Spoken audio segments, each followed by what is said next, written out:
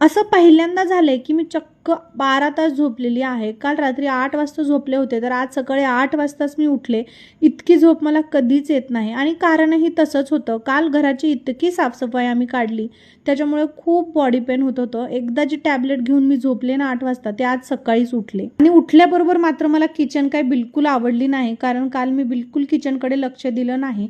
दुपारी जे काही क्लीन केलं होतं तेच, आणि मग म्हटलं सकाळी चहा वगैरे टाकावा अद्रकवाला, म्हणजे बॉडी पेन होणार नाही. पण किचन खूप अशी घाण वाटत होती, त्यात बनाना वगैरे होते किचनमध्ये.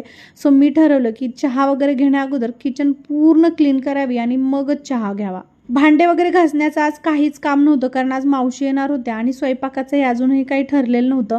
म्हटलं चहा घेतल्यानंतर अर्धी जी साफसफाई आहे ती करून घेऊया, कारण खाली खूप पसारा पडलेला आहे. खूप सारे कपडे अलमारीमध्ये घडी करून ठेवायचे आहेत. 1-2 कबड होते जे किचनमध्ये आम्ही शिफ्ट केले, आणि एक अलमारी होती जी आम्ही बेडरूममध्ये शिफ्ट केली. तर अशा बऱ्याचशा गोष्टी आम्ही शिफ्ट केल्या, तर तुम्ही ब्लॉगमध्ये पाहिल्याच असतील.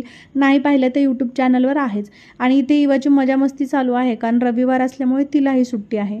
मागे बघू शकता इतके सारे कपडे आता आम्हाला घडी करून लावायचे आहेत. चला, आजचा ब्लॉग आवडला तर लाईक करा. भेटूया उद्याच्या ब्लॉगमध्ये. Thank you for watching. बाय.